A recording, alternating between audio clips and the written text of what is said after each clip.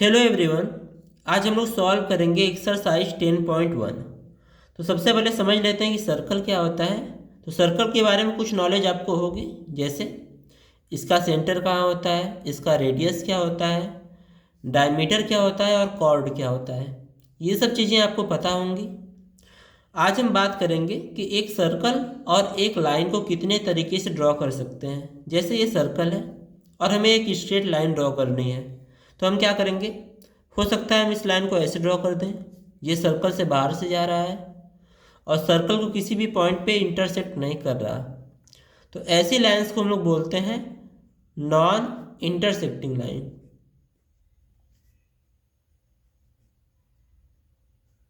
ठीक है। इसके अलावा एक तरीका और है, हम इस लाइन को ऐसे भी ड्रॉ कर सकते हैं। तो ये लाइन जो है, ये सर्कल को दो पॉइंट पे टच कर दी, यहाँ पे और यहाँ पे। तो ऐसी लाइन को बोलते हैं सेकेंड। ठीक है। ये जो लाइन होती है ये इंटरसेक्टिंग लाइन होती है, और इस लाइन को हम लोग सेकेंड क्यों बोलते हैं वो समझ लीजिए। क्योंकि ये सर्कल को दो पार्ट में डिवाइड कर देती है। जैसे ये लाइन गई तो एक पार्ट इधर आ गया सर्कल का और दूसरा पार्ट इधर आ गया। ठीक है। ये लाइन सर्कल को दो पार्ट में डिवाइड कर दी, तो इसलिए इसे सेकेंड बोलते हैं। और ये जो पार्ट्स होते हैं ना सर्कल के, जिसमें ये डिवाइड हुआ है, इसको बोलते हैं सेगमेंट। ये दोनों क्या है, सर्कल के सेगमेंट है। जो छोटा वाला सेगमेंट होता है उसको माइनर सेगमेंट बोलते हैं, और जो बड़ा वाला होता है उसे बोलते हैं मेजर सेगमेंट। ठीक है। अच्छा, इसके अलावा एक सर्कल पे हम लोग लाइन ऐसे भी ड्रॉ कर सकते हैं। जैसे ये सर्कल है और हम चाहें तो लाइन एकदम ऐसे ड्रॉ करें कि ये केवल सर्कल को एक पॉइंट पे टच करते हुए निकल जाए। जैसे ये लाइन सर्कल के बाहर से चली गई, ये लाइन सर्कल को दो पॉइंट पे कट कर दी। और तीसरा केस ये भी हो सकता है कि जो सर्कल है ना, लाइन उसको केवल एक ही पॉइंट पे कट करते हुए चली जाए, यानी केवल टच करते हुए चली जाए। तो इस लाइन को हम लोग बोलते हैं टेंजेंट। ठीक है, क्योंकि ये सर्कल को केवल टच कर रही है। इसके अलावा जिस पॉइंट पे ये जो लाइन है, ये सर्कल को जिस पॉइंट पे टच कर रही है, इस पॉइंट को हम लोग बोलते हैं पॉइंट ऑफ कांटेक्ट। इस पॉइंट को बोलते हैं पॉइंट ऑफ कांटेक्ट। इसके अलावा एक चीज़ और सीखनी है। जैसे ये सर्कल है तो यहाँ पे इसका सेंटर होगा, और अगर सेंटर से हम लोग इस पॉइंट को मिलाएं तो ये क्या बनेगा, रेडियस बनेगा। और ये जो रेडियस होगा और इसी पॉइंट से जो टेंजेंट हम लोग ड्रॉ किए हैं, इन दोनों के बीच का जो एंगल होता है वो होता है 90 डिग्री। ये आपको थ्योरम 10.1 में पढ़ना है। अब हम आते हैं अपने क्वेश्चंस पे। तो पहला क्वेश्चन है, how many tangents can a circle है। जैसे एक सर्कल है तो इस पर कितने टेंजेंट बन सकते हैं, ऐसा आपसे पूछा गया है। तो सर्कल के एक पॉइंट से हम लोग एक टेंजेंट ड्रॉ कर सकते हैं। अगर मान लीजिए आप पॉइंट यहाँ पे ले रहे हैं, तो यहाँ से भी एक टेंजेंट हम लोग ड्रॉ कर सकते हैं जो इस पॉइंट पे टच करते हुए निकल जाए। ये पॉइंट लेंगे तो यहाँ से भी हम लोग एक टेंजेंट ड्रॉ कर सकते हैं। अगर आप पॉइंट यहाँ पे ले रहे हैं तो भी हम लोग एक टेंजेंट ड्रॉ कर सकते हैं। तो सर्कल तो इनफाइनाइट पॉइंट से मिलकर बना होता है। तो यानी किसी सर्कल पे हम लोग जितने भी पॉइंट्स हैं, हर पॉइंट से एक टेंजेंट ड्रॉ कर सकते हैं। तो इसका मतलब हम लोग इनफाइनाइट टेंजेंट ड्रॉ कर सकते हैं किसी सर्कल से। नेक्स्ट क्वेश्चन में आपको केवल फिल इन द ब्लैंक्स करना है। तो a tangent to a circle intersect it in one point. देखिए जो टेंजेंट होता है ना, जैसे ये सर्कल है और ये टेंजेंट है, तो ये टेंजेंट क्या करता है, सर्कल को केवल एक ही पॉइंट पे इंटरसेक्ट करता है। जो सेकेंड होता है वो तो दो पॉइंट पे करता है। जो नॉन इंटरसेक्टिंग लाइन होती है वो किसी पॉइंट पे नहीं करती। बट जो टेंजेंट होता है ना, वो केवल एक पॉइंट पे इंटरसेक्ट करते हुए निकल जाता है। तो इसको हम लोग लिखेंगे वन पॉइंट। ठीक है, ये तो हो गया। A line intersecting a circle eight two points. अभी अभी मैंने बताया कि जो लाइन सर्कल को दो पॉइंट पे इंटरसेक्ट करती है उसको हम लोग बोलते हैं सेकेंड।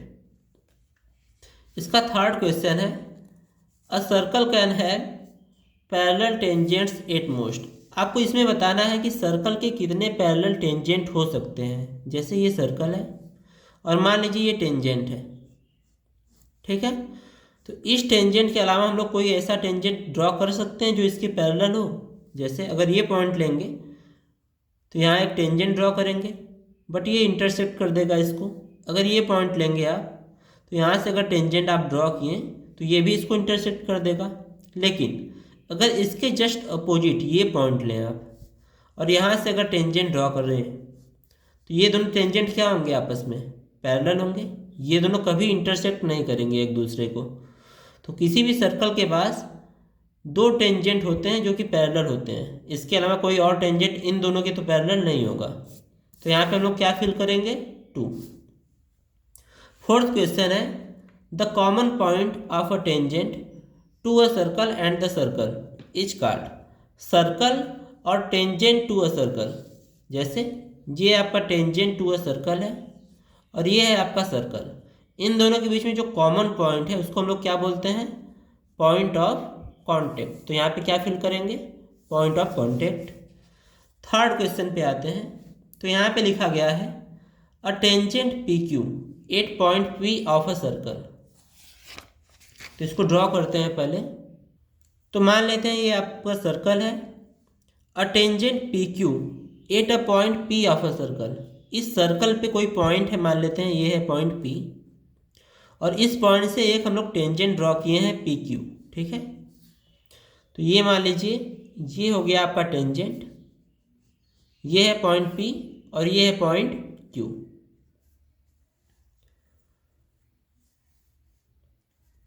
और इस सर्कल का जो रेडियस दे रखा है वो है आपका 5 सेंटीमीटर। तो मान लेते हैं यहाँ पे सेंटर है और सेंटर से अगर हम लोग पी को मिलाएं तो ये क्या बनेगा, रेडियस बनेगा। और ये जो रेडियस है ये है आपका 5 सेंटीमीटर, ठीक है। Meets the line through the centre O, ठीक है, एट अ पॉइंट क्यू।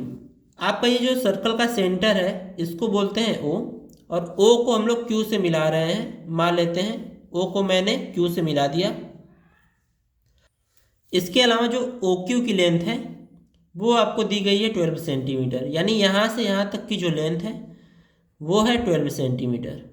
तो मैंने अभी आपको बताया थ्योरम जो 10.1 है उसके अनुसार जो रेडियस होता है वो टेंजेंट पे परपेंडिकुलर होता है, यानी ये एंगल जो बनेगा वो हो जाएगा आपका 90 डिग्री।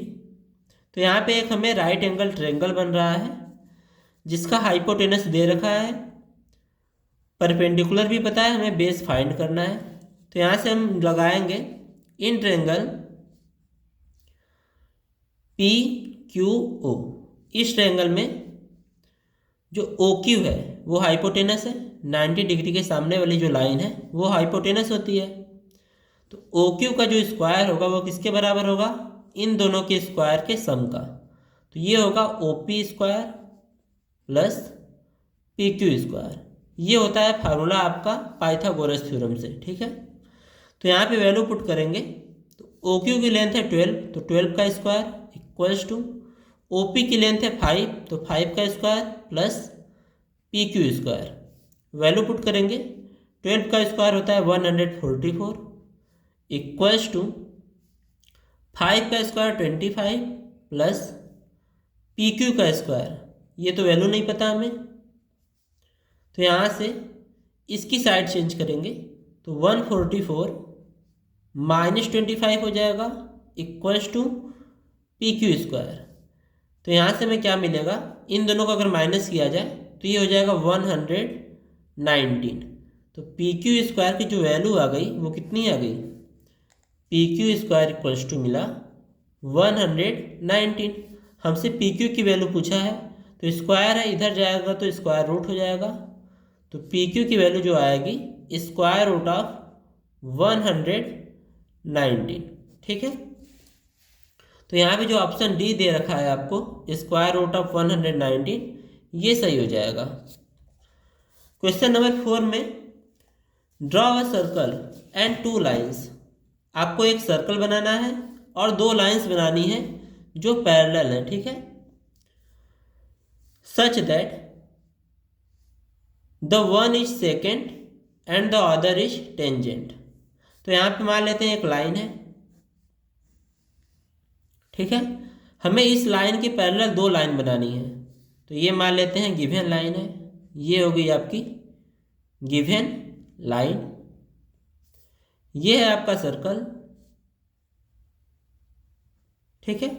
तो क्वेश्चन में आपसे बोला गया है कि इस लाइन के पैरेलल दो लाइंस ड्रॉ करनी है, इस तरह से बनानी है लाइंस कि एक सेकेंड होना चाहिए और दूसरा क्या होना चाहिए, टेंजेंट।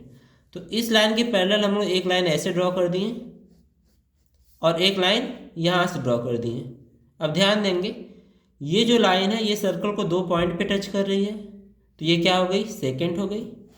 और ये जो लाइन है ये सर्कल को केवल एक पॉइंट पे टच करते हुए जा रही है, तो ये लाइन क्या हो गई, टेंजेंट हो गई।